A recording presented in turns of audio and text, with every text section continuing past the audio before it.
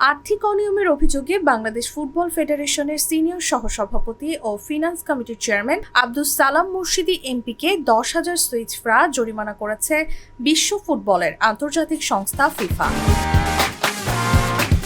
সেই সঙ্গে বাফুফের 2 কর্মকর্তাকে জরিমানা ও নিষেধাজ্ঞা দিয়েছে ফিফা। শাস্তির মেয়াদ বৃদ্ধি করা হয়েছে সাবেক সাধারণ সম্পাদক মোহাম্মদ আবু নাঈম সোহাগের। বাফুফের অভ্যন্তরে অনিয়মের অধিকতর তদন্তের পর আজ বৃহস্পতিবার ফিফার এথিক্স কমিটির বিচারক চেম্বার এ রায় দিয়ে বিজ্ঞপ্তি প্রকাশ করেছে।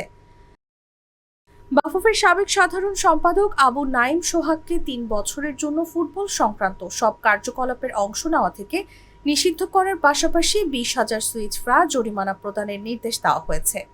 বাফুফের সাবেক প্রধান হিসাবরক্ষক অফিসার আবু হোসেন, সাবেক ম্যানেজার অপারেশনস মিজানুর রহমানকে 2 বছরের জন্য ফুটবল সম্পর্কিত সব কার্যক্রম থেকে নিষিদ্ধ করা হয়েছে এবং তাদেরও ব্যক্তিগতভাবে 10,000 সুইস ফ্রা করে জরিমানা প্রদানের নির্দেশ দেওয়া হয়েছে।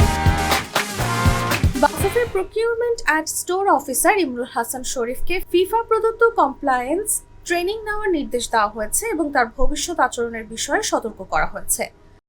বিচারক চেম্বারের সামনে প্রদত্ত সাক্ষ্য এবং তদন্তকারী চেম্বার দ্বারা পরিচালিত তদন্তে পৃথক শুনানির পর এই সিদ্ধান্ত নেওয়া হয়েছে বলে জানিয়েছে ফিফা। বাফুফের এই কর্মকর্তারা মিথ্যা ডকুমেন্টেশনে বেশ কয়েকদিন লেনদেনের সাথে জড়িত ছিলেন। তার মাধ্যমে তারা ফিফার বিধি ভঙ্গ করেছেন।